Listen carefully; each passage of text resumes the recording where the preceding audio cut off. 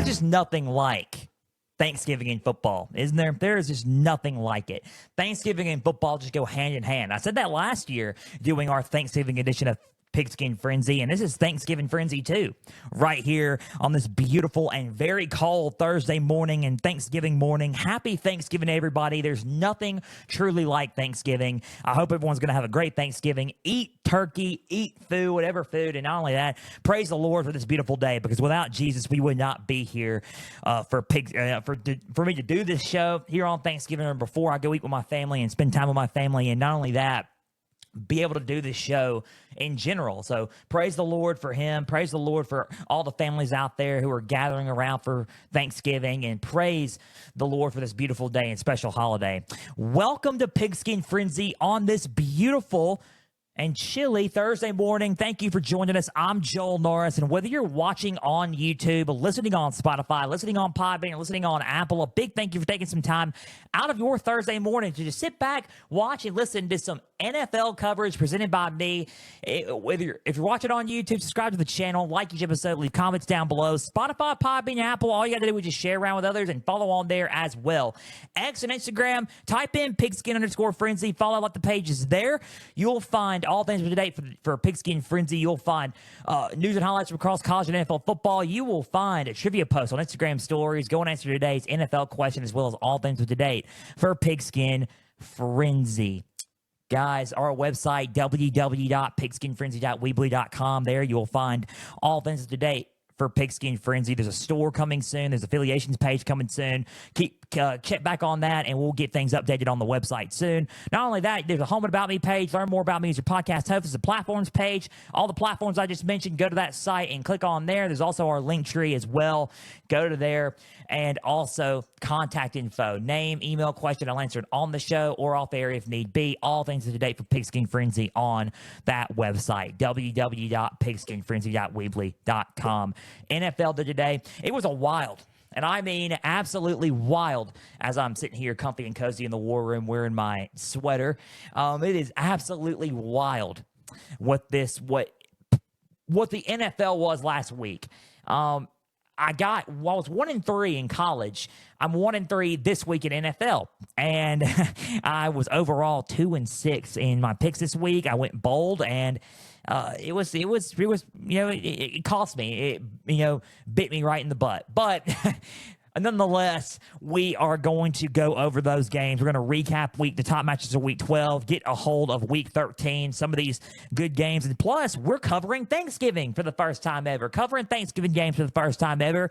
Doing 2 and special Thanksgiving games here, coming up here in the next, few hours or so. We got the Chicago Bears and the Detroit Lions. We also got tonight on NBC, Dolphins at Packers. We got 2 Thanksgiving games, and then we're going to do 2 Sunday games for this week for the Pigskin Frenzy previewing predictions for Week 13, previewing those top matchups there. We also got a lot going on in the news, especially with Pigskin Frenzy NFL injury report. Not really a whole lot of players on the injury report, thankfully, but crucial enough that it's going to affect everybody a lot of seasons. And not only that, we're also going to talk about the Daniel Jones thing going on right now. We're also going to discuss that, hang in there with that, and discuss where he signed also. We're also going to discuss coaching rumors and coaching carousel for the NFL season. A lot of teams are going to need a coach. So let's get right to it. Pigskin Frenzy, let's get down to it. I cannot wait. Keep plugging into Pigskin Frenzy. 4,200 listeners still, and we are rising that number up. It is going up and up and up. We are getting closer to 4,300 listeners, getting closer and closer and closer. And we are just ready to rock and roll. Keep plugging in on all platforms, Podbean, Spotify, YouTube. Keep following, subscribe on those platforms as well as YouTube. Subscribe on there as well, and subscribe and keep plugging in on the socials, X and Instagram at Pigskin_Frenzy. Guys,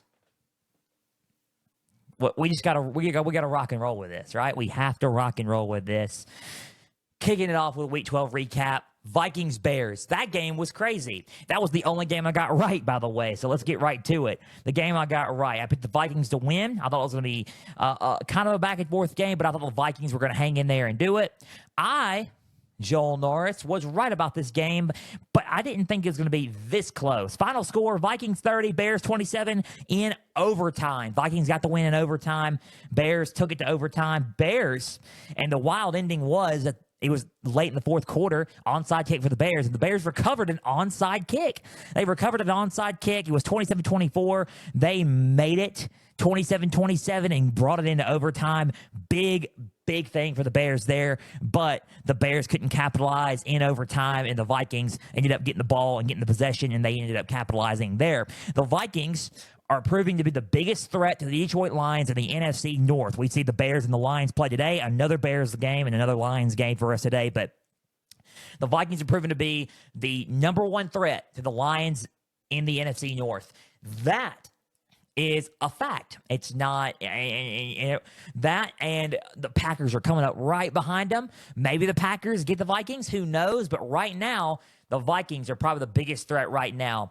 The Vikings look good on both sides of the ball. They look really good defensively, and they are probably the only team that's played the Vikings close. I mean, played the Lions close this year. So, in the NFC North, the Vikings are a threat. So, the Vikings, and let's go to their positive circle moment. Sam Darnold, 330 yards, 2 touchdowns, 22 for 34. Aaron Jones running the ball was electric, 106 yards, 1 touchdown, 22 carries. Cam Akers had 19 yards, 3 carries. Jordan Addison, 162 yards, 8 receptions and a touchdown, 20 yards per reception. TJ Hawkinson with 16 yards per 0.3 yards per reception, 114 yards, 7 receptions. Justin Jefferson had 27 yards, 2 receptions as well. Harrison Smith, 11 total tackles. Byron Murphy Jr., 8 total tackles. Grenard, 6 total tackles. Van Ginkel had 7 total tackles and a sack. So, 3 sacks total for this Vikings defense. They played Caleb Williams really aggressive. I said that they needed to rush the quarterback and get to him, and they did on certain occasions. But I think the offensive line is now starting to block better. I think the Bears have been playing a lot better ever since getting rid of Shane Waldron, an offensive coordinator. They changed play callers. I think the Bears are a little bit better, but the Vikings were just too tough to handle. So positive circle moment was the physicality of the Vikings defense. That's a positive circle moment for this Vikings team. If you want to look at everything, though, let's look at the stats, man. The stats, they beat them on stats on paper in every statistical category. They got them 452 total yards compared to their 398. They beat them in the passing by 8 yards, 328 passing compared to the Bears 320. They dominated in rushing, 124 rushing compared to their 78 rushing, and then yards per play, 7.7 yards per play compared to their 5.5 yards per play. They were efficient on third down, 6 for 13. There's really not a whole lot of negative circle moments besides just a few, but those are pretty much the main positive circle moments for this Vikings team. They looked really, really good on the defensive side of things. They know how to stop the run like it's somebody's business. I think they're the best rushing defense in the NFL currently right now, if I'm not mistaken. They look good. They look really, really good stopping the run and slowing down the run. They've been doing it all season. Whoever tries to run on this team is going to have to try to, figure it out. The only one who's probably ran on this team well and probably effectively was mainly the Lions. And the Lions were still in a physical battle with the Vikings during it. So if you want to look and talk about physical rushing defense, look no further than the Vikings. So they were very physical, and they got to Caleb Williams 3 times in this game. So that's pretty good by the defense. If you want to talk about some negative circle moments, there's not a lot because they played really, really well. I would say taking their foot off the gas late and giving the Bears that overtime, because I think the Vikings could have ended it in regulation.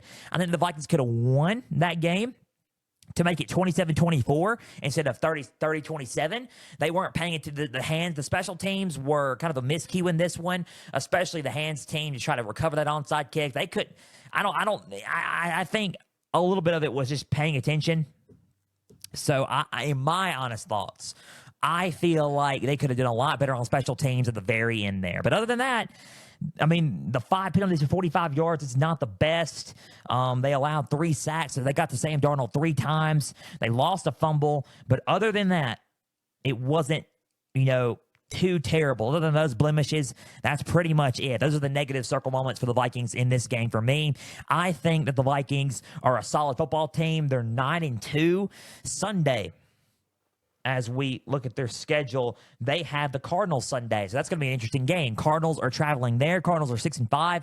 They got to play the Vikings. I expect the Vikings to take that one.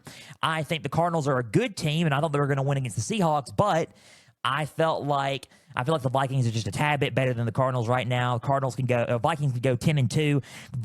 Vikings are a playoff team this year, and they are playing like a playoff team. Sam Darnold's playing really, really well, and he's doing really, really good for this team. So we'll have more on the Vikings later because it has something to do with, the league news right now. So 30-27, the Vikings take that one and are second in the NFC North currently right now. So 30-27, the Vikings defeat the Bears in overtime. Let's talk about the Bears really quick before we get to these other three games. The Bears are 4-7 now.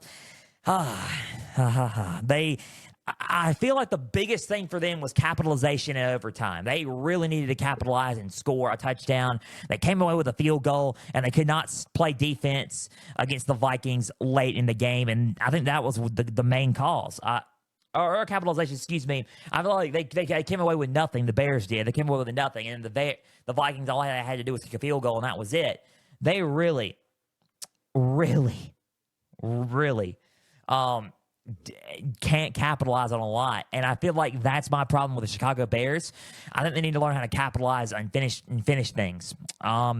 They could have finished it in the first possession. They did not, and they couldn't capitalize, and then the Vikings ended up taking advantage of that. I feel like there were some positive circle moments, as in they kept fighting. I feel like the fight in the Chicago Bears is really, really good, and they got the pieces. I feel like the Bears everyone's going to say and blame Caleb Williams for everything. And it's not his fault, honestly, because I think after Shane Waldron left, Caleb Williams is now being Caleb Williams. He's doing some great things. He's moving the ball down the field.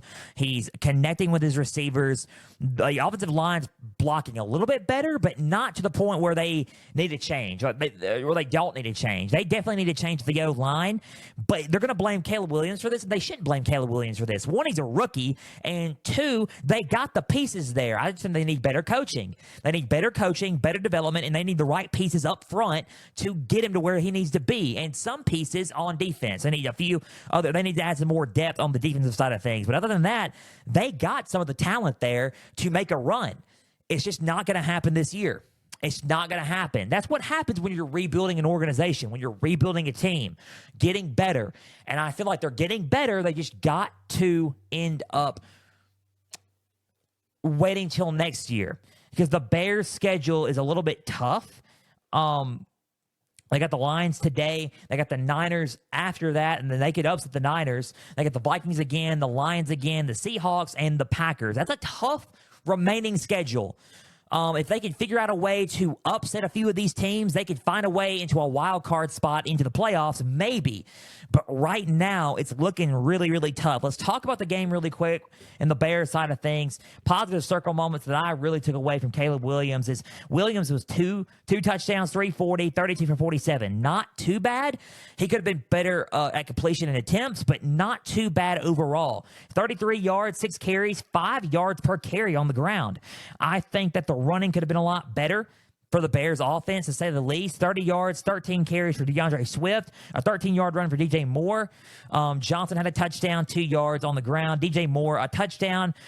He had a touchdown, 106 yards, 7 receptions for DJ Moore. Keenan Allen, 86 yards, 9 receptions, and a touchdown. Cole Kmet had 64 yards, 7 receptions. Rome Odunze had 39 yards, 5 receptions, and 35 yards and 3 receptions for DeAndre Swift at running back. And the defense played really, really well.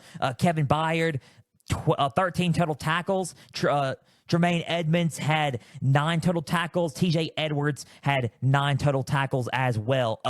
Jonathan Owens had 8 total tackles as well. Dexter Sr. had 5 total tackles. Smith had 4. So, look, they got 3 sacks also. Montez Sweat had a sack, 3 total tackles for Montez Sweat. They're really, really good on those side of things. The defense was very physical. They remained in it, and they kept them in it the whole game. I think the positive circle moment was this defense. I think the receiving core was a positive moment as well. DJ Moore was a very big positive circle moment for this team. Overall, they helped Caleb Williams out, and they played their hearts out. I admire, and these are all positive circle moments for the Bears. They can move the ball down the field. They have they just need a better play caller still. I think that once they get that better play caller in in Chicago, everything's going to be fine. But right now, getting rid of Shane Waldron was a blessing for them. They are moving the ball well. They just can't capitalize on anything. And that's my problem with Chicago.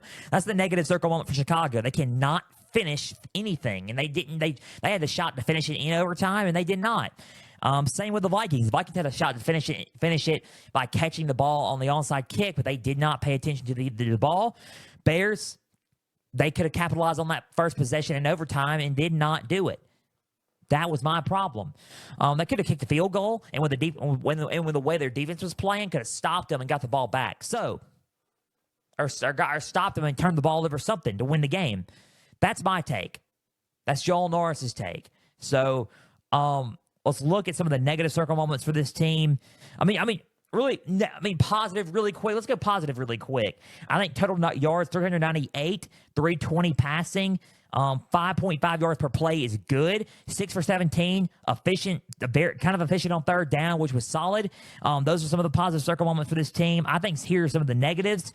If you want to look at, and they were efficient on fourth down too, which is pretty good. But if you want to look at some of their negative, efficient moments, they got to Caleb Williams 3 times. The penalties, 7 penalties for 80 yards. That's pretty good margin. And then a huge fumble in the game as well. If you want to look at the rushing, that's pretty much where I'm zeroing in. They got to run the ball better. 78 yards. They got to bring some balance to the offense. 78 total yards rushing. Not the best at running the ball.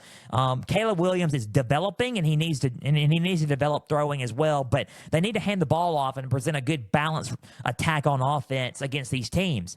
I think they could be a lot better if they ran the ball. A lot better if they ran the ball. They got the backs. They just need to do it. They need to implement it. I think DeAndre Swift's a good running back. He just needs to get some more touches. 13 carries is decent, but not to the degree of where he needs to be at. They need to run the ball better, and they need to pick up some more yards on the ground. I think that's a really, really big negative circle moment with me. And currently, a big problem with the Bears right now is running the football. So run the ball better. That's really my thing. It's only going to get tougher for the Chicago Bears. Like I said, their schedule is pretty dense and pretty tough, but it's only going to get tougher for them. They got to figure out a way to upset them. They're 4-7. They're not totally out of the woods yet, but they got to start racking up some wins. It's going to be tough today. The Niners is going to be a little bit easier with the way that the 49ers are playing. That's still a tough game usually, but we'll see. If they can find a way to upset the Lions today, find a way to upset the 49ers and get on a run, that will be 6 wins, 7 losses. And if they get on a winning streak, they will be in the mix, in the mix for a playoff spot. So let's see what the Bears do. They got the Lions today at 12:30 Eastern, 11:30 Central on Fox. So Thanksgiving game today for the Bears. The final score, 30-27, the Vikings defeat the Bears in overtime in Soldier Field. I got that one right. Vikings got the Cardinals Sunday. Bears have a Thanksgiving Day edition game against the Lions here in a few hours. So let's go to the other games. 18 minutes, not too bad, I guess. Let's, go with these other games really, really quick. Cardinals and Seahawks. I thought that the Cardinals were going to win this game because they've been playing really, really well. But here's the deal, especially in the NFC West. It is so unpredictable in that division this season. I don't know who's going to win that division right now. It was kind of a lackluster performance for the Cardinals in general. Seattle found a way to win it on defense as well. Final score of this game was kind of lower scoring. 16-6. Seahawks 16, Cardinals 6. Seattle looked really, really good on defense in this one. They kind of found a way to slow down the Cardinals' offensive attack. The Cardinals weren't in sync, and we're going to talk about that one here in a little bit. But Seattle played pretty decent. Not to the point where it was like, okay, mind-blowing, but they did enough to get it done. And that's what I admired about Mike McDonald and the Seattle Seahawks this past Sunday. Geno Smith, 254 yards, a touchdown, 22 for 31. Only blemish was an interception. Kenneth Walker had 41 yards, 16 carries in this one. Didn't run the ball to the biggest degree in this one, but neither did the Cardinals in this one as well. Zach Charbonnet, 22 yards, 6 carries. Jackson Smith and Jimba, they did. He put up probably one of his lowest games in a while, 677 yards, which is still pretty good. 6 receptions and a touchdown. DK Metcalf, 59 yards, 4 receptions, and 14.8 yards per carry. Kenneth Walker through the air was better than on the ground, 52 yards and 4 receptions. Tyler Lockett, 20 yards, 2 receptions. The defense racked up some turnovers. I mean, they got especially with Kobe Bryant. Kobe Bryant, 6 total tackles, interception. Ernest Jones had 10 total tackles. Knight had 9 total tackles and a sack. Leonard Williams had 2.5 sacks and 6 total tackles. Woolen had 4 total tackles. They were getting to Kyler Murray in this game, this Seattle team. So that was the defense. They played really, really physical. They got to him 5 times. They got to Kyler Murray 5 times in this ball game. So I think that was a really, really good really, really good performance by the defense. I think the defense is what really kept them in this game, and the offense did a tiny bit better than the Cardinals' offense at home in this one. I don't think they both played really necessarily well overall, and these two teams could be better. But this catapulted Seattle back into a playoff spot, into the playoff mix. Cardinals are not out of it. They're definitely not out of it, but this catapulted Seattle into the playoff mix, back into the mix for sure. I think the defense was the best part of the game for them. That's a positive circle moment. 5 sacks. And then that 1 turnover was pretty good. They were physical against Kyler Murray in this offense. Give them credit, especially Leonard Williams. Leonard Williams and Kobe Bryant were 2 household forces in this game. They were all over the field, and Kyler Murray and this team could not stop them and could not stop the defense. So that was my positive circle moment there. Another positive circle moment will be the passing. 220 was good. 7 for 14. They capitalized on their third downs. They won on third down pretty good there. If you want to look at some of the blemishes, the negative circle moments, I think running the ball was a big thing. And yards per play, they only had 4.7 yards per play, 65 total rushing yards. They got to run the ball with Kenneth Walker better. I think Kenneth Walker is a underrated running back in the National Football League. I just think that they need to use him a lot more. I really do. I think they need to use him a lot more. I think they need to hand the ball off and more and use him a lot. They use him in the throw with Geno Smith, but they need to use him on the ground. I think he can do some big things on the ground, and they need to let him. Present a balanced attack if you're Mike McDonald in Seattle. If you're Ryan Grubb in this offense, you need to present a balanced attack, right? And you can do that. You can do that with Kenneth Walker, and I think they should try that. I think they should try it coming up here Sunday, or coming up here Sunday against the Jets in New York. So they need to do that when they travel all the way to the East Coast. Pretty lengthy trip. Just thinking about that now, Seattle to New York, that's a pretty lengthy trip. They won a time of possession, which is good, but I think that the negative circle moments blend in with the running. Penalties, 5 penalties for 51 yards. They got to clean that up, I would think, because it's going to cost them games in the near future. And I think they need an interception. But Geno Smith's been throwing some picks and turnovers and turning the ball over. Let's work on turning the ball over less. That's for sure. Other than that, they beat them 33 minutes in time of possession compared to their 26 minutes in time of possession.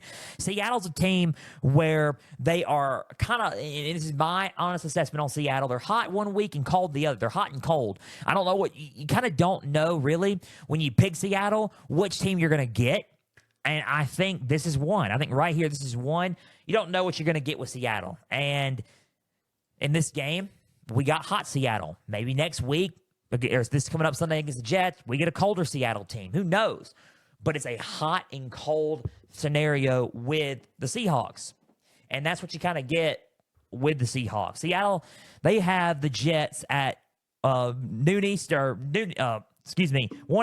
noon Central. 1 Eastern, noon Central, in New York. The Seahawks play the Jets. We will see how the Seahawks do in that one. Let's talk about the Cardinals really quick before we move on. Cardinals, because the Seahawks were a little bit lackluster, but they play a little bit better on defense. The Cardinals were more lackluster in this game, especially on offense. Offense was, even though they had 249 passing yards and they outgained them in passing yards, it still was kind of lackluster. They couldn't capitalize on anything. They had 49 rushing yards on the ground. It just was a lot left to be desired for this Cardinals team. Let's Kyler Murray, 285 yards, 24 for 37, an interception. Trey Benson, 18 yards, 4 carries. Connor had 8 yards, 7 carries. They didn't really run the ball a whole lot. Amari DeMarcado, 14-yard run. That was pretty much it. Trey McBride as a tight end looked really, really good. 133 yards, 11.1 yards per reception and 12 receptions. Michael Wilson, 54 yards, 2 receptions. Marvin Harrison Jr. had 47 yards and 3 receptions. James Conner through the pass had 41 yards and 5 receptions there. Defense had 5 sacks. The defense played really, really well in this game, but not enough to combat what the Seattle Seahawks were doing. Taylor Demerson had 9 total tackles. White had 8 total tackles. Buda Baker had 7 total tackles and a sack. Sean Murphy Bunting had 6 total tackles. Collins had 3. Williams had 3 total tackles and an interception. Lucetta had 2 total tackles and a sack. Thomas had 3. I mean, they just had there's a lot of people that they had a share on defense of the sacks and physicality. They looked physical on defense. I think that was the positive circle moment for this team, was their defense. They hung in there, and Seattle did not score anymore because of their defense. 5 sacks. Huge for Seattle. I think that's a negative circle moment for Seattle, but a positive for Cardinals. I mean, their pass rush, getting and pressuring Geno Smith and sacking him 5 times was positive for them. Good thing there. Keep up on that. Other than that, they couldn't capitalize on points. They did not run the ball well, and they couldn't block very well on offense. I think the offense was very lackluster and could not capitalize on a lot. Yeah, they had good passing, but they couldn't balance it out with a run. 49 rushing yards total was their negative circle moment, and 3 for 12 on third down. Not very efficient on third down. They couldn't capitalize on those third down and win on third down. They got to try their best to do that because they're playing a better defense Sunday against the Vikings Sunday afternoon. 5 penalties for 60 yards, not very good, and then that interception at the tail end. So the Cardinals were a little bit lackluster. They're 6-5, but the thing is, they can work on these things. There's still time. They're still in it. They can take a good moment with this and run with it. Positive moment here, positive look, run with it until they see the Seattle Seahawks. Until they see the Seattle Seahawks again, because they're seeing them on the 8th of December, and this time they'll be in Arizona. So they have this Sunday at 1 Eastern, noon Central. They got the Vikings in Minnesota. Then they have to go back home to play the Seahawks again, so they can rematch the Seahawks, learn from those games, and then grow from it and see what they can do better against Seattle on that defense. So it's a really. These next 2 games are crucial for Arizona because these are very, very tough games.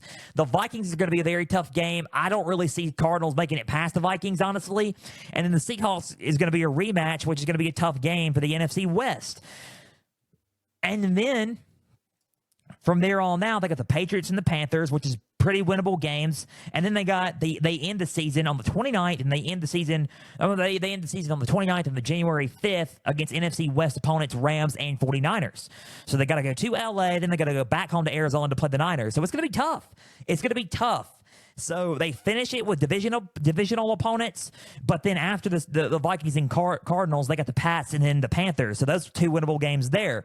So it's like 2 hard games, 2 winnable games, and then back to 2 harder games. So let's see what the Cardinals do. They got to develop in a lot of areas, and it's important for them to develop in a lot of areas if they want to be into the playoffs and in the NFC playoffs. Final score of this game was 16-6. Seattle defeats the Cardinals. Seahawks got the Jets Sunday. Cardinals got the Vikings Sunday. Let's see how both of those teams do in that one. Let's talk about the other 2 games. Sunday Night Football.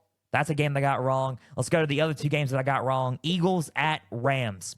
I have been fairly accurate, I'm going to keep saying this, at predicting Rams football. And guess what? I was totally inaccurate this go-round. Finally got one wrong. Final score was Eagles 37, Rams 20. In this game, the Rams had no shot. The Rams were blown out by the Philadelphia Eagles. I said that this was a bad spot for the Eagles, and I thought that the Rams were going to bring some competition. The Rams were leading early until after the first quarter they weren't. And throughout the other quarters, Philadelphia just dominated them, especially on the ground. Because my, oh my, the Rams could not stop anybody on the ground. 37-20 was the score. Let's talk about the Eagles. I was dead wrong about this Eagles team. They are white hot right now. They are the number 2 team in the NFC. Well, number 2 or number 3 team in the NFC. They're kind of tied with the Vikings right now, being the number 2 team in the NFC right now behind the Lions. They are looking solid with that balanced attack. They can throw the ball with Jalen Hurts, but they prefer to run first. They're getting back. Nick Sirianni and Kellen Moore and company are getting back to the basics, and they're getting back to running the ball first. And they are running the ball down everybody's throats because they can. Look at who they got on running back. And it's probably, honestly, he's got my vote, the offensive player of the year for the NFC in Saquon Barkley. He is the best player in the NFC, hands down right now. He is unleashing on the ground right now. For everybody saying, and the Giants fans are saying this, we don't need Saquon. You don't need Saquon. Well, guess what? The Eagles needed him and they wanted him. And guess what? First season there, he's tearing the league up. He is going off. I said this was the biggest mistake that the Giants made was to let him walk. And you let him walk.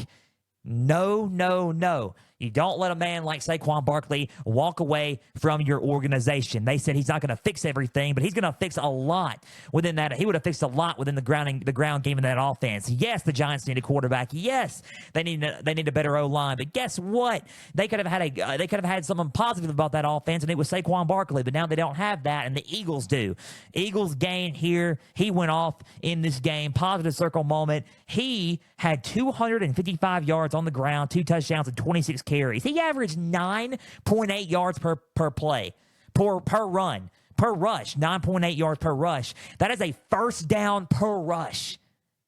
Can y'all hear what I'm saying right now? That is a first down every play. I'm clapping right now because I'm getting into this. He is unbelievable. 255 yards and 2 touchdowns. And you want to talk about receiving? He had 47 yards and 4 receptions, 11.8 yards per reception. A.J. Brown, 109 yards receiving yards, and 6 receptions with 18.2 receiving yards and a touchdown. Jalen Hurts on the ground looked good. 39 yards, 12 carries, 15 for 22, 179 yards, and a touchdown for Jalen Hurts. Kenneth Gainwell played really, really well. 22 yards, 5 carries, 4.4 yards per rush, and a touchdown. Dallas Goedert, 19 yards, 4 receptions as well. Devontae Smith was out, so he had a hamstring injury. He did not play, but when they get him back, he's going to be another weapon for this Eagles offense as well. This defense was all over this offense as well. The Rams got sacked 5 times in this game. Nakobe Dean was really on one. Nakobe Dean, a sack, 8 total tackles. Cooper DeJean, the rookie out of Iowa, 6 total tackles. Mitchell had 5 total tackles. CJ Gardner-Johnson, 5 total tackles. They sacked Brandon Graham. We'll have news on him as well. 2 total tackles and a sack. Excuse me. Milton Williams, 2 total tackles and 2 sacks. And then you look at Josh Sweat. Josh Sweat had 2 total tackles and a sack. They looked really, really good as well. They looked good on defense. It looked physical on both sides of the ball. This was a domination. This was not even close. This game wasn't close. The Eagles dominated the Rams in this ball game on both sides of the ball. They are a true threat. If they keep playing like this, the Eagles are a true threat to the Vikings and the Lions right now, I think. It depends really on what happens. If the Eagles just don't blow it and they keep playing the way they're playing, they have a shot at being better than those 2 teams and exceeding those expectations. I'm going to tell you what, man. Those are some positive circle moments. Total yards, 481 total yards compared to their 290. The only thing they outgained them in was passing. 198 for the Rams, 167 for the Eagles, but not by much. Every other category, they led them in. 314 rushing compared to their 92 rushing yards. They dominated the ground game. 7.1 yards per play compared to their 4.9 yards per play. Third down efficiency, 9 for 15. Very efficient on third down. This Eagles team looked good on both sides sides of the ball. They were physical, and they were all over this Rams offense. This Rams offense couldn't get anything going. Those 5 sacks start to add up, ladies and gentlemen. They really, really do, and they added up pretty good in this game. Penalties, 4 penalties for 52 yards. That's a negative circle moment. They got to clean that up.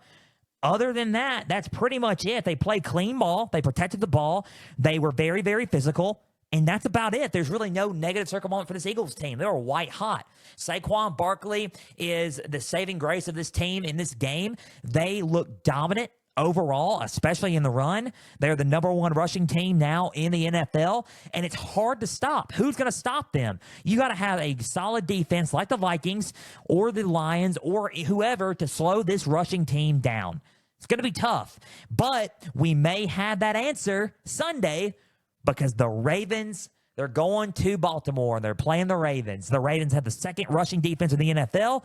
Something's got to give there. I am so excited about covering that game. It's not even funny. We're going to discuss that here later on in the show. But the Eagles looked really, really good. Eagles at Ravens at 4:25 Eastern, 3:25 Central. And that should be a good one Sunday afternoon. 37-20 was the final score. Let's talk about the Rams really quick before we talk about Monday Night Football and then discuss the other part of, the other things of the show. So the Rams, what can you say, really? The Rams are just... I usually was very accurate at picking the Rams. It kind of blew up in my face Sunday. I am really high on the Rams. I just think they just ran into a brick wall that they just really couldn't stop. And this game was it. I was very inaccurate this go round. I picked them against the Vikings. They beat the Vikings. I was picking them against the Seattle Seahawks. I picked them against the Seahawks. They beat the Seahawks. I picked them to lose against the Dolphins. They lost to the Dolphins. I picked them to beat the Patriots. They beat the Patriots. I picked them to beat the Eagles. And then they lost to the Eagles. So it kind of blew up in my face. So up until this point, I was right about Rams games. But the Rams could not do anything in this game hardly. Up in the first part of the game, they could. They scored early. Then the Eagle and then Sirianni, Vic Fangio, and then Kellen Moore were like, let's just snap out of it. Let's get it done. And then they got it done. They ran the ball well. They were in sync. And the Rams were out of sync. Matthew Stafford, 243 yards, 2 touchdowns, 24 for 36. He played well through the pass, but just could not capitalize on a lot of drives because he got sacked 5 times. 16 carries, 72 yards, 1 touchdown for Kyren Williams, a 15-yard run for Stafford. Nakua, 117 yards, 9 receptions. Cooper Kupp, 60 yards, 8 receptions, and a touchdown. Demarcus Robinson, 15 yards, 2 receptions, and a touchdown. And the defense made some good tackles and made some good plays, but just couldn't do a whole lot. Prime example, Rose Boom had 12 total tackles. Jared Verse had 7 total tackles. Jared Verse had 7 total tackles. Omar Spates had 7 total tackles. Turner had 5. Durant had 4. Curl had 7. They did good on tackling, but they just really, in reality, could not stop really a whole lot of people. They had 1 sack by Braden Fisk, and that was about it in this one. So those were some positive circle moments. Was the passing game for Stafford and Nakua and Kupp, and Kyren Williams a little bit was a positive circle moment there. And scoring those 2 touchdowns and scoring those couple of touchdowns were some positive circle moments for this team. You want to look at some negative circle moments? There was plenty. 92 rushing yards compared to their 314. They have to figure out a way to run the ball a lot better. The Eagles are top 5 in rushing defense, I know, but you got to figure out a way to establish that run game and run the ball and be more balanced. And I felt like that hurt them in this ball game. Kyren Williams running it for that much. And not only that, my biggest flaw with them is they drafted Blake Corum and they're not using him as much. And I really wish they would use Blake Corum to balance that running game out. They could rotate Williams and Corum out and have a balanced running game and pick up more yards on the ground. But they're not doing it. And it really bugs me. That's what really bugs me about the Los Angeles Rams is that's what they're doing. I'm not a big fan of it, but oh well. 92 yards, rushing yards total for this team. Very efficient on fourth down. They were 100% on 4th down when they went for it. 0% on third down. They were not perfect on third down at all. 0% on third down. 0 for 8 on third down. They played better ball and penalty wise. I mean, 4 penalties, 38 yards, and then 1 fumble. They didn't have enough time. They beat them in time of possession. The really big one was 4.9 yards per play, and then the 5 sacks. They got sacked 5 times. They have to protect Matthew Stafford a lot better. This line is starting to collapse a tiny bit, game by game, and I've been seeing that a lot. Stafford, as the games have gone on and on and on, he's getting sacked and sacked and sacked more and more times. I feel like that the protection is starting to break down and that he needs protection. He's going to start getting beat up and hurt if we don't start protecting Matthew Stafford. So I think that's the biggest negative circle moment for this team was the 5 sacks. It's what cost them the game pretty much. And not only that, and the defense couldn't stop Saquon Barkley. So what do the Rams do from here? They're not completely out of it. They're not out of the NFC West race. They're still in that. It's a very tight NFC West race with the Niners, Seahawks, Cardinals, and the Rams. The Rams are 5-6. They're not totally out of it. The Rams, coming up Sunday, have the Saints at 4:05 Eastern, 3:05 Central in New Orleans. They got to go play New Orleans. I like the Rams in this one. I think the Rams are going to bounce back and go 6-6 on the road. I like the Rams in this one. The Saints have been a little bit more motivated since interim coach Darren Rizzi has been coaching them, but let's just see how it goes. I like the Rams in this one a little bit more than the Saints, but let's see if they can bounce back because they're going to need some bounce back moments. If you want to look at the rest of their schedule, they have the Saints. They have the Bills after that. So it gets tougher from there. They go 6-6, and then they can go 6-7. Then they got a divisional game against the Niners. Then they have a bye week. Then they got to play the Jets. Excuse me. Not a bye. They don't have a bye week. They have a rest off Sunday. Then they play the Jets. Then they play the Cardinals. Then they play the Seahawks. So that's how they finish out their season. That's the rest of their schedule. So not the easiest of schedules. There are some losable games there, and then there's some divisional games there. But let's see how it goes. The Jets is a winnable game. I think that the Saints is a winnable game. But you look at the Bills, the 49ers, the Cardinals, and then the Seahawks. Those are divisional games. And then the Bills, that's some tough games. Some tough games. And the Saints may not be a slouch either. Who knows?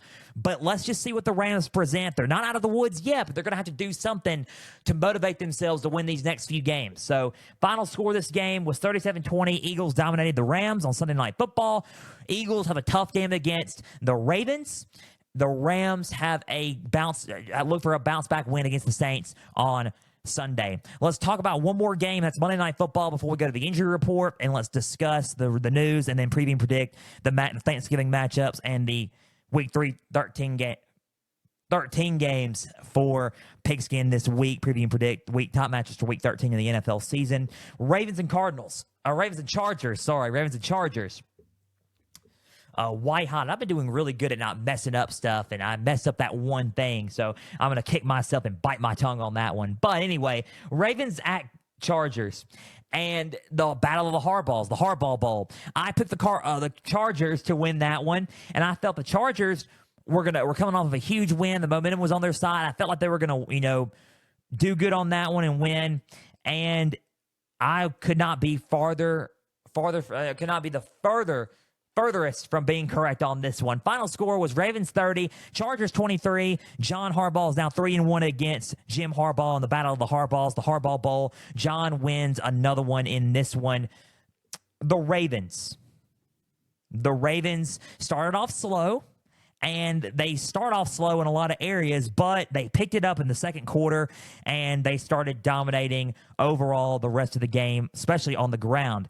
The Ravens got back to their ways in a lot of areas. Justin Tucker played a lot better. Lamar Jackson played a lot better. Derrick Henry ran the ball a lot better. They thought, hey, we need to win here. We need to bounce back, and they did in a big way against a tough Chargers football team, and especially a tough Chargers defense team led by Jesse Minter on defense. So Lamar Jackson, 177 yards, 2 touchdowns, 16 for 22. He is being considered to win his third MVP, back-to-back MVP seasons. Derrick Henry, 24 carries, 140 yards, 5.8 yards per rush. Solid running game for him. 55 yards, 4 carries, and 1 touchdown by Justice Hill. He ran the ball 13.8 yards per rush. Solid. 15 yards on the ground and 8 carries for Lamar Jackson with a touchdown. So 3 total touchdowns for Lamar Jackson. Zay Flowers, 62 yards, 5 receptions. Mark Andrews had a touchdown, 44 yards and 5 receptions. And Rashad Bateman had a touchdown, 43 yards and 2 receptions. And Wallace had 15 yards and 1 reception. The defense played really well in this game as well. Malik Harrison, 12 total tackles. Nate Wiggins, the rookie out of Clemson, had 6 total tackles. Washington had 4 total tackles. Simpson had 3 total tackles. Board had 4 total tackles. Kyle Hamilton had 3. Marlon Humphrey had 3 total tackles. Tre'Davious White had 3 as well. Kyle Van Noy had 2. They sacked and got Justin Herbert 3 times. So 3 sacks for this defense. They played a really physical on defense. So positive circle moment for this team. Derrick Henry running the football, and the running game was solid in this one. They put up 212 yards on the ground. So they're still a top rushing team in this league. They're number 2 in this league now, but they are still a top rushing team that's playing against the number 1 rushing team. I cannot wait for that game, by the way. That's the second time I mentioned it against this team in the league. But 212 yards, they ran the ball really well, and they played physical defense in this ball game. I think that's a really, really good positive circle moments from the Ravens in this one. They outgained them in everything besides passing. 389 total yards compared to their 285. 177 passing yards. Chargers got 202 passing. 212 compared to their 83 rushing total yards. And then 6.5 yards per play compared to their 4.8 yards per play. They were efficient on third down. 8 for 15 on third down efficiency. When they went forward on fourth down, 100% on fourth down. They were good in fourth down efficiency. They looked good in those moments, and then the Ravens offense shined late in the game. Defensively, they got 3 sacks on Justin Herbert, and that was a big, big key in this one. They played physical on defense and played physical on the line of scrimmage. So those are some positive circle moments that I can take away from this Baltimore team, and that was stuff that they did not do against Pittsburgh. So good on them in this one. Here are some negative circle moments for me, though, and they protected the ball. They played clean football, but they are not disciplined. They are amongst the most teams penalized in the National Football League. They're top 5 when it comes to most teams penalized in the National Football League. 9 penalties for 102 yards. In reality, the Chargers should have beaten the Ravens with the amount of penalties and the amount of yards that cost them in this game. 102 yards and 9 penalties, and they still beat the Chargers. That just goes to show how good this Ravens team is and how good that John Harbaugh is as a coach. They are not disciplined in penalties at all. They need to get better at penalties because a game like Sunday, they're going to lose Sunday if they don't clean their penalties up. So they have to be better at committing less and less penalties in these games, I think. So that's just my thoughts and my honest thoughts on everything. But I don't know, man. Let's just see about it. 9 penalties, 102 yards. Not very good. The Ravens needed this win, and they got this win. They have a huge game coming up Sunday. They're 8-4. Let's see if they can go 9-4. But they have a huge game coming up against the 9-2. Excuse me, they're 8-4. Let's see if they can go 9-4. They have a huge game against the 9-2 Eagles coming up Sunday at home. So they got it at home. I think some of the keys are do not commit the most penalties. That's just really, really the best thing.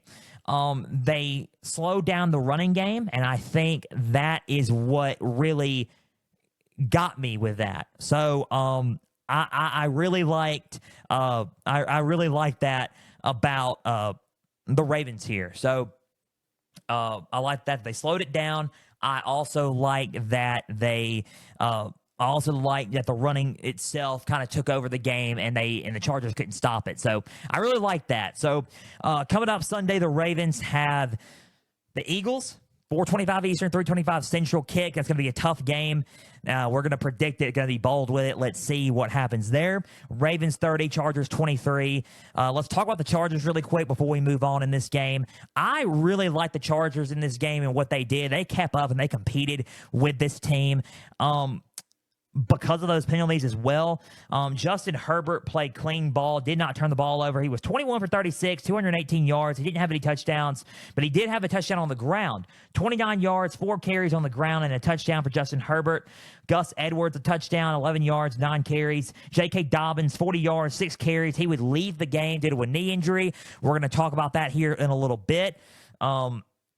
Ladd McConkey, 83 yards, 6 receptions. Will Dissly, 47 yards, 4 receptions. Josh Palmer, 38 yards, 3 receptions.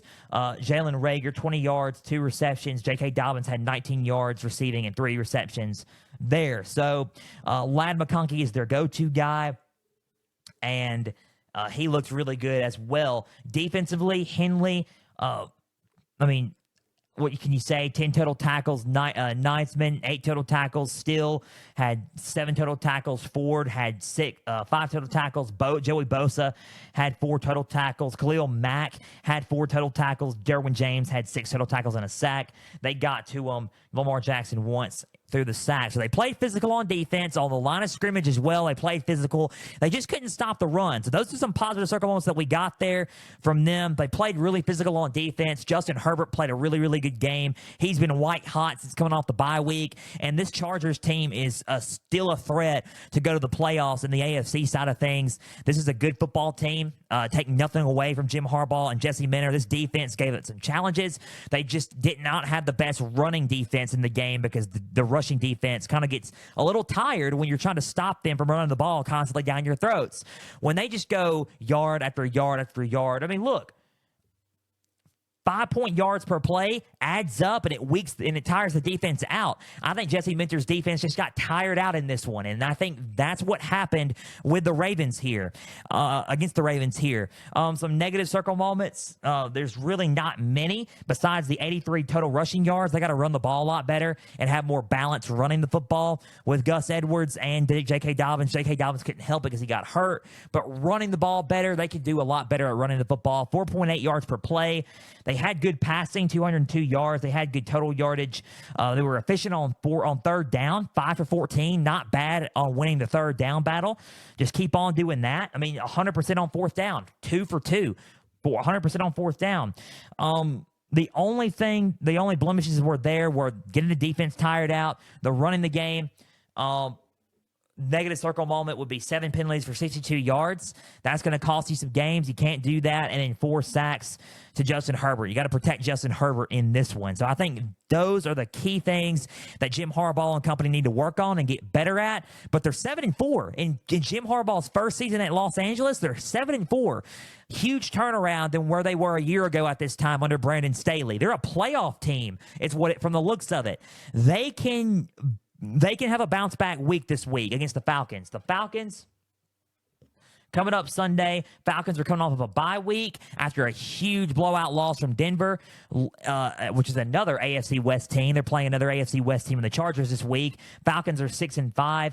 Let's see if the Chargers can bounce back from that, and let's see if the Falcons can bounce back after that bye week, because we are covering that game. Chargers and Falcons, 1 Eastern, noon Central. Chargers at Falcons coming up here a little bit. We're going to talk about that one, but let's see if the Chargers can have a bounce back game against the Falcons. Falcons are coming off a bye week, so that may be tough.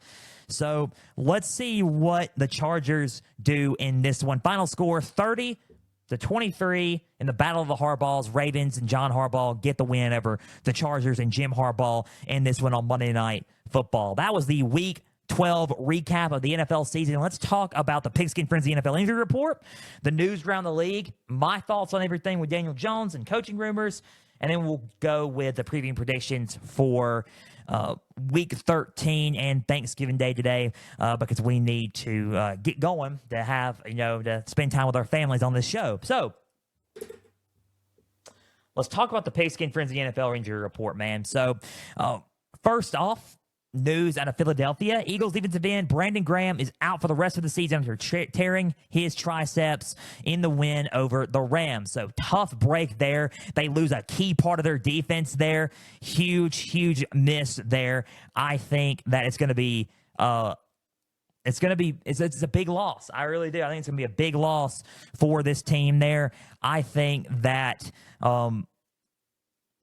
right now they needed him, especially on the defensive line. But if they can add some more depth to the defensive line, it could be okay, maybe. But that's going to be a tough loss there. So Brandon Graham out for the rest of the season after tearing his triceps. Thoughts and prayers are with Brandon Graham. Hopefully he makes a speedy recovery and he is ready for 2025. Raiders quarterback Gardner Minshew is out for the rest of the season after breaking his collarbone. So tough break for Gardner Minshew there in the Las Vegas Raiders. Thoughts and prayers are with him. Hopefully he gets on the right track and he is okay. And thoughts and prayers are with him. And hopefully he makes a speedy recovery for 2025.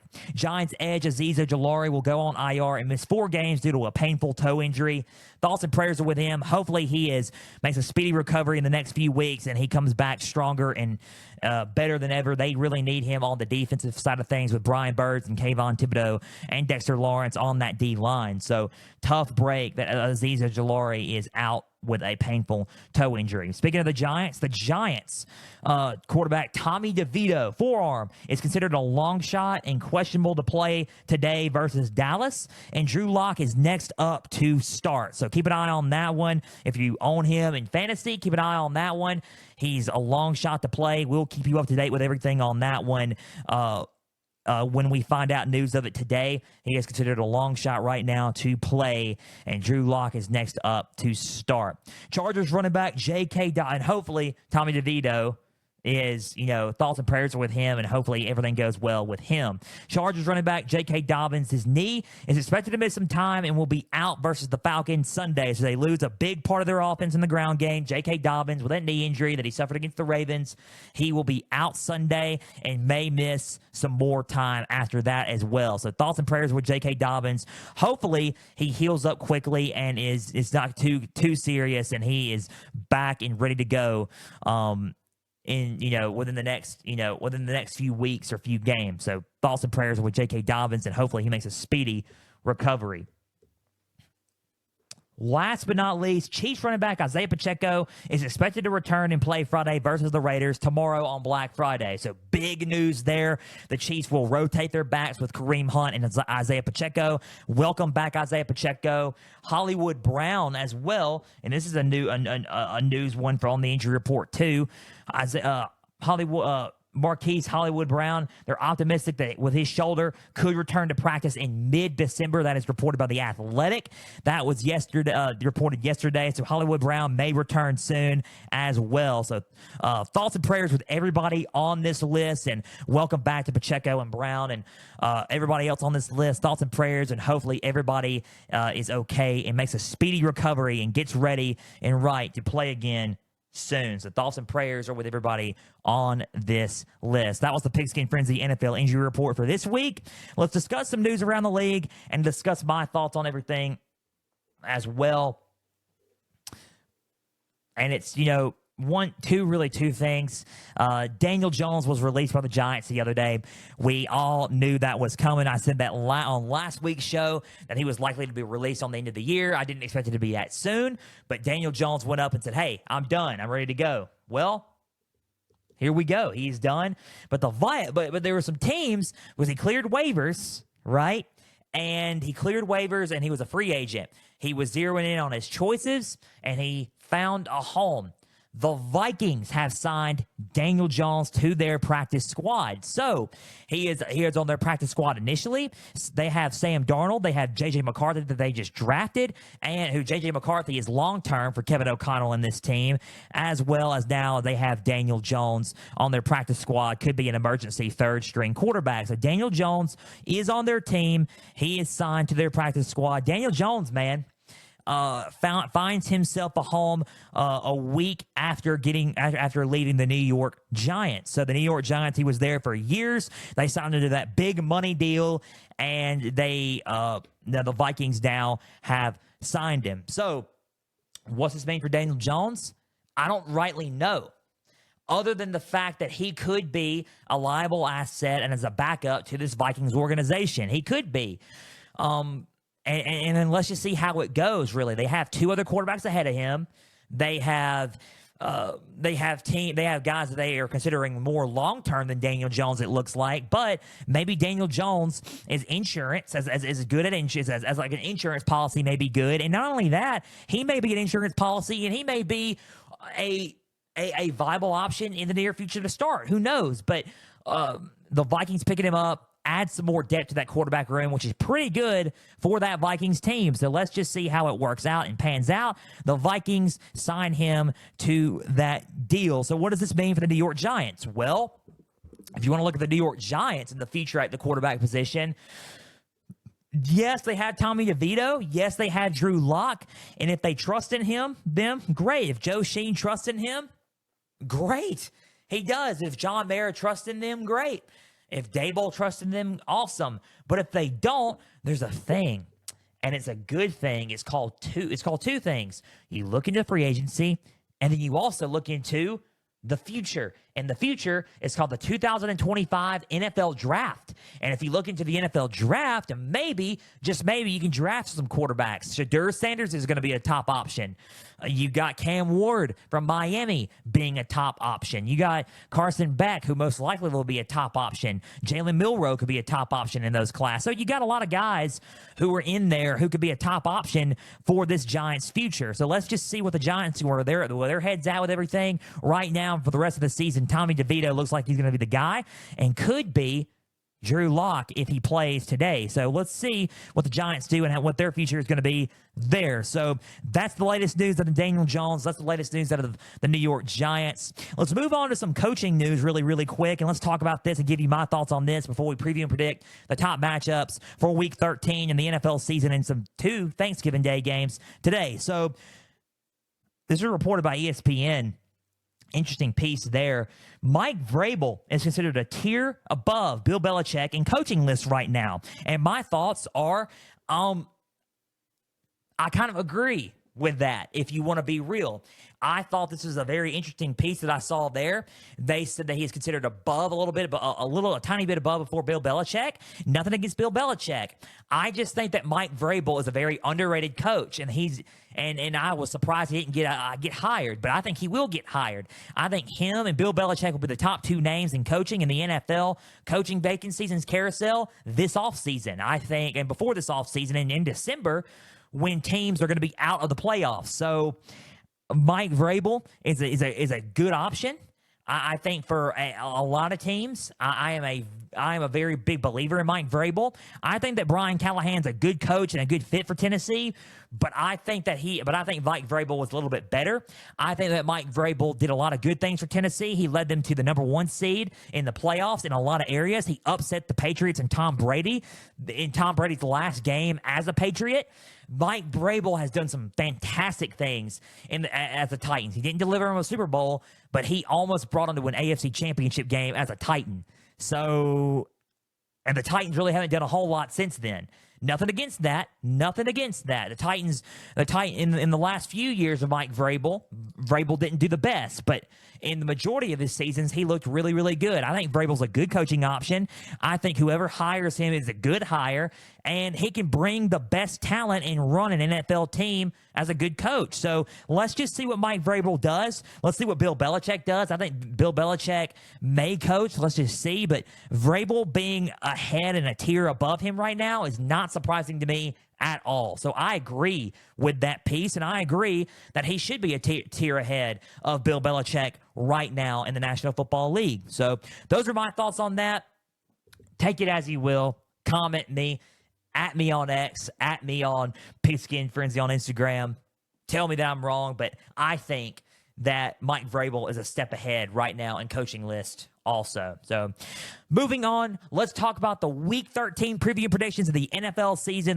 Some of the top matchups in Week 13. We're going to preview and predict Week 13 of the NFL, the games that we are covering this week for NFL and Thanksgiving Frenzy. Starting with the Bears at the Lions. Today, 12:30 Eastern, 11:30 Central on Fox. Or on Fox or CBS as far as I know. It's on Fox, I think, as far as I know. If I look at if I get the network wrong, I apologize. Bears at Lions. Bears are 4-7. Lions are 10-1. The Lions are going to try to continue their momentum and their winning streak by playing another NFC North opponent. The Bears are playing another NFC North opponent for their third straight week, and they're trying to finally pull off an upset and get some momentum back within their team. They're trying to find something. So the Bears' keys are simple here on this beautiful Thanksgiving. Number one, slow down their running game. If you can slow down their running game, that should be good. Detroit is currently third in rushing offense in the league. Chicago is currently 23rd in rushing defense in the league. So if you can slow down their running game, even though you have a not-so-good rushing defense, if you can find a way this game to slow down their run, you have a shot at pulling off the upset today on Thanksgiving. Number two, protect Caleb Williams. That's a big one. Protect Caleb Williams, currently second in sacks allowed in the National Football League. He is the second quarterback that is sacked the most in this league. That is tough. That is huge. So if you can protect Caleb Williams and protect him from getting sacked by Zadarius Smith, getting sacked and getting blitzed by Brian Branch and guys like that up the middle, you should be fine in you can be fine in this one. You got to protect Caleb Williams. That is important. And winning that battle there and blocking for Caleb Williams to make those plays in this game today is super important to pull off the upset. And number three, you got to minimize those penalties. 7 penalties for 80 yards last week against the Vikings. Not the best. So you have to play a lot better and minimize those penalties and play disciplined ball, because those penalties add up in these games. And this is the team where you don't want it to add up, or you're going to lose. So if you do not add, if you just don't add those penalties up, you minimize those, play clean ball, and protect Caleb Williams, the main things, you should be fine to pull off the upset in this ball game. Those are the Bears' keys. Let's talk about the Lions here for a second. These are the Lions' keys here. Number one, pressure Caleb Williams. You got to get to him. You got to cause some chaos, cause some frenzy, no pun intended, and sack him. If you can sack him, get to him, and pressure him, and put pressure on him in this game, you have a shot at going 11-1 today, and you should be able to win that battle pretty easy if you can do that. Number two, win the line of scrimmage battle on both sides, on defensive line and offensive line. While the Bears have been playing better on the O-line, they still have trouble winning that battle in a lot of areas. The Lions, you got to be physical, and you got to out-physical the Lions. So if the Lions are more physical than you, they're going to lose the game. You're going to lose that game. The Lions have to win the line of scrimmage battle, be more physical than the Bears, and that's how you can get your win there. And number three, win the time of possession battle. Keep Caleb Williams and this team off the field, because they have been kind of a white-hot offense that capitalize, not really capitalizing on drives, but they've been a white-hot offense at keeping drives going.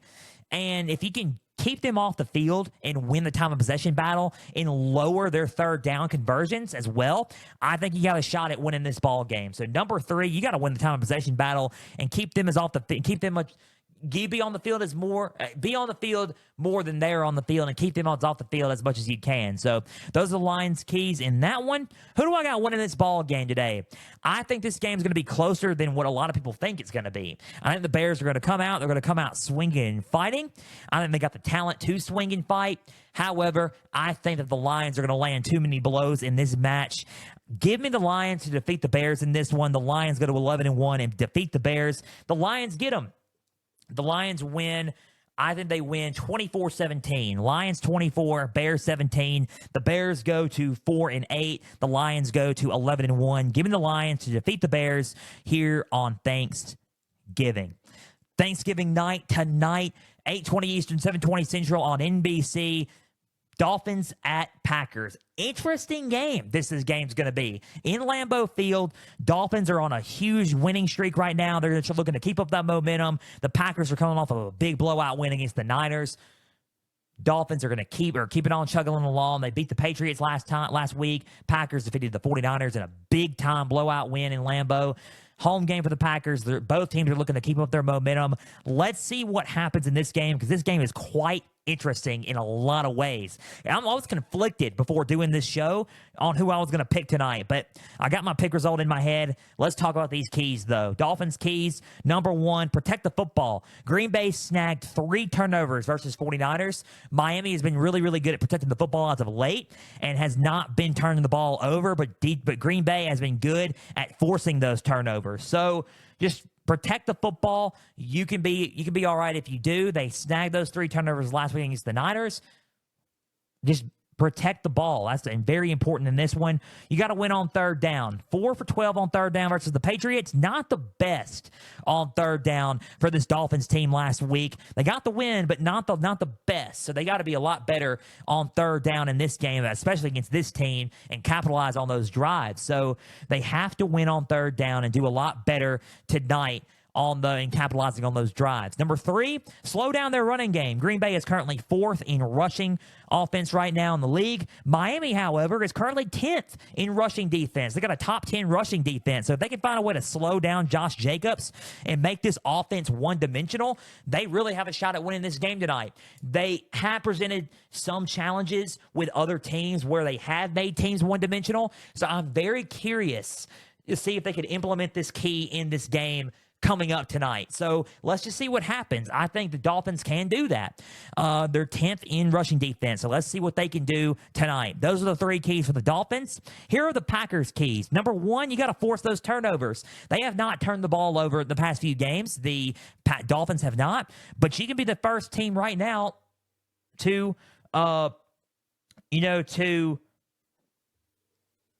capitalize on that, right? To make that happen, right? So if you can do that, if you can, capitalize on those and get those turnovers, you should be fine in this ball game if you can force those turnovers. Number 2, start off fast. Start off fast. If you can get this defense on its heels right off the gate, run the ball with Josh Jacobs, create some explosive plays with Romeo Doubs, Christian Watson, Jalen Reed, and Tucker Kraft, get some of these explosive plays going with Jordan Love. If you can do that, you have a shot at winning this ball game, man. You just got to create those explosive plays. Number 3, win the time of possession battle. If you can do that, you should be fine. Green Bay was 36 minutes and 43 seconds against the Niners. They stayed on the field on offense a lot, and they blew them out, too. Slow, methodical drives, and they blew them out. So if they create that with this Dolphins defense, the Dolphins could be in some deep trouble tonight in this game. So win the time of possession battle there. Who do I got winning this ball game tonight? I think it's going to be closer than what a lot of people think. It's not going to be like the Niners game last week for the Packers. I think the Dolphins are going to play them close. I think that this game may be a little bit of a bad spot for the Dolphins. I think the Packers are going to come away with a win here. It's in Lambeau. It's going to be a little bit cold. Dolphins, last time they played in cold weather, it was awful for them. So I think the cold weather comes into effect here. If you want to check the weather tonight for Green Bay, you can go on Google and look. In fact, I will do it for you. Tomorrow, it's supposed to be snowy weather, 20% chance of snow, and it's going to be 27 degrees in Lambeau Field. Cold weather, cold environment. Dolphins aren't used to that. Give me the Packers winning this game. Packers win it 31-20. Packers 31, Dolphins 20. Dolphins go to 5-7. Packers go to 9-3. I think it's going to be closer at first, but then in the fourth quarter, they run away with it. Packers 31, Dolphins 20. I like them in this game. At home, it's just a good spot for the Packers to be in. Packers 31, Dolphins 20. Packers win it and defeat the Dolphins on Thanksgiving night. Let's talk about these Sunday games. Chargers at Falcons. Chargers are 7-4. Falcons are 6-5. Both of them are coming off of losses. Bounce back wins are in order for both these teams. Falcons are coming off of a bye week after a blowout loss to the Broncos. So let's see if they're more motivated in this one. They're trying to get some momentum going back in their favor. Chargers are going to try to get some momentum back in their favor after losing a close one to the Ravens on Monday Night Football. Good, interesting game here. Like I said, interesting game. Bye week for the Falcons. Both of these teams coming off losses. Let's see how they do here. This is the second straight AFC West opponent for the Atlanta Falcons here. So let's go with the Chargers keys in this one, and it's in Atlanta. It's an afternoon game as far as I know. It is a 1 Eastern, noon Central game. And let's see what happens here. So Chargers keys are pretty simple. Number one, you got to minimize those penalties. 7 penalties for 62 yards against the Ravens. You got to do a lot better at that and clean those up. Be more disciplined, man. 62 yards of 7 penalties is no bueno there.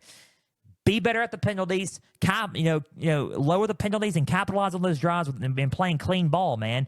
Number one, minimize those penalties. If you commit those many penalties, the Falcons will capitalize on that. So, and they're probably going to be a lot hungrier in this game. So, coming off of that loss and bye week, so minimize those penalties. Number two, establish the running game. 83 rushing yards total versus the Ravens.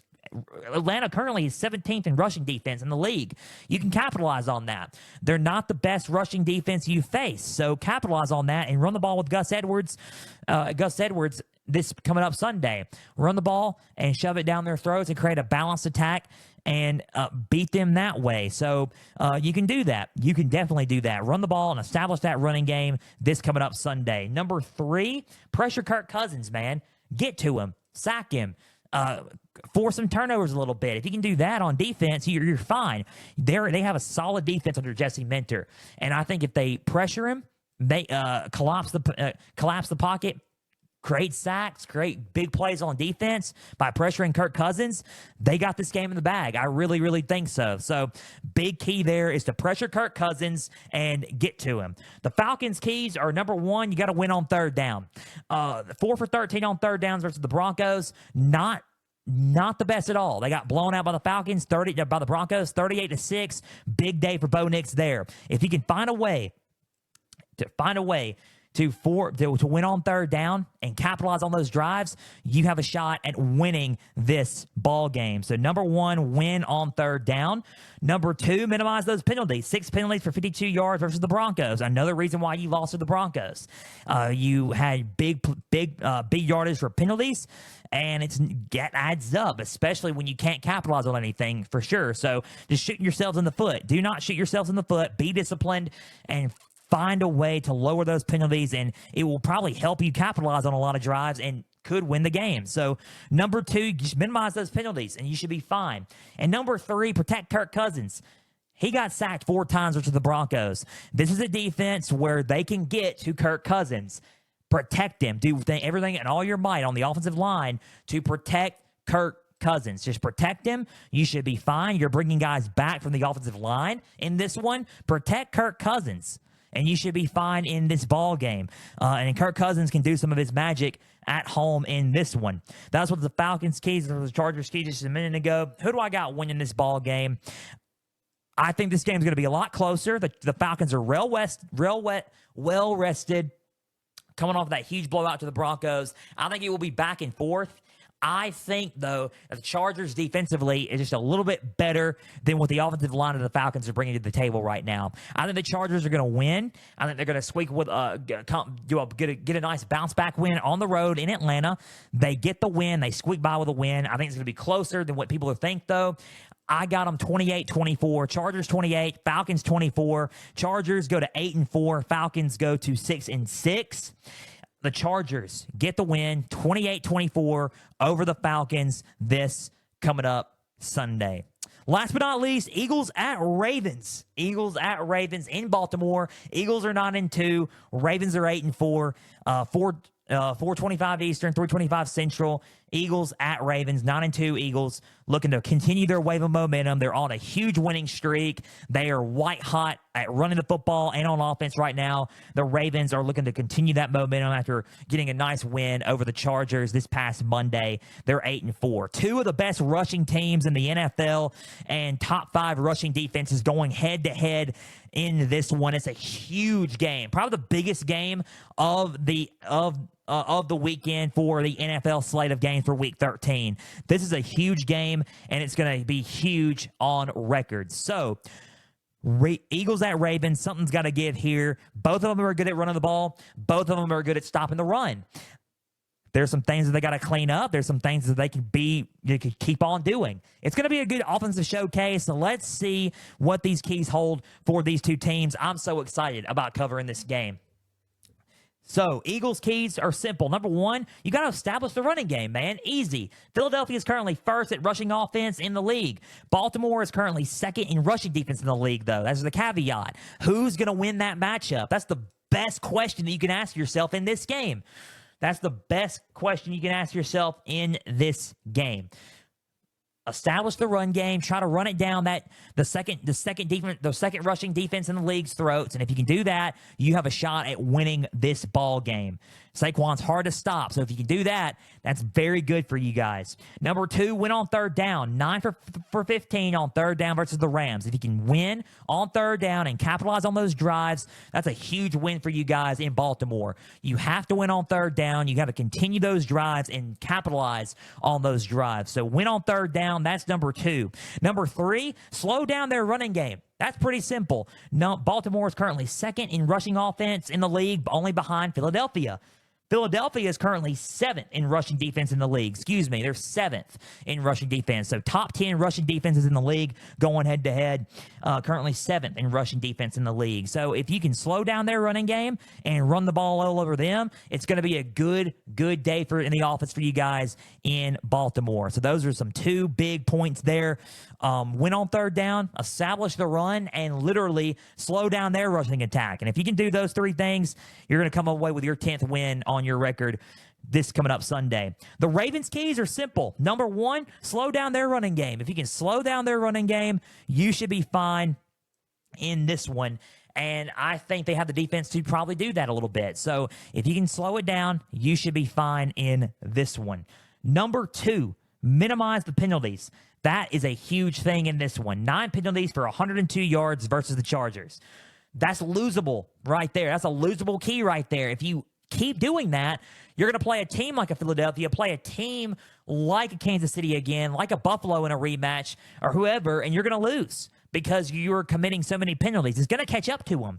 So they got to slow down those penalties. That's a thing that they've been struggling with all year. They have to slow it down by the time as they get closer in crunch time at the end of the year. So 9 penalties for 102 yards is a no-go. Minimize the penalties for this game, and you probably will be fine in this one. And number three, you got to win the time of possession battle.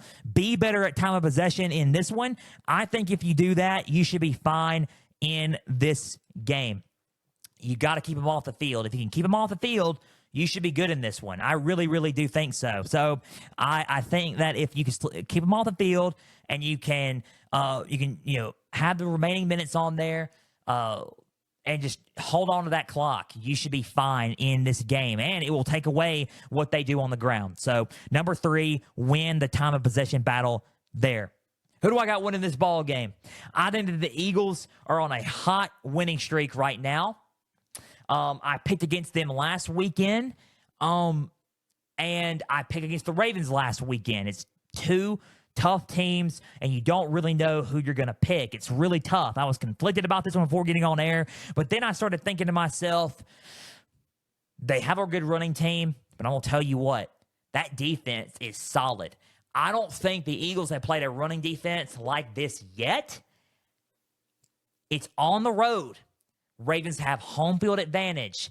I think the offense is good enough for the Ravens to keep the Eagles off the field. I think Saquon Barkley is a force. I think Derrick Henry is a force. I think Saquon Barkley is a force, and he's going to get his yards. However, I think that the Ravens have a lot of weapons on their offense right now that is going to be hard to stop. I like the Ravens at home in this one. I think the Ravens are going to get the win. This is not me hating on the Eagles because I picked against them 2 weeks in a row. A couple of weeks ago, I picked them against the Commanders.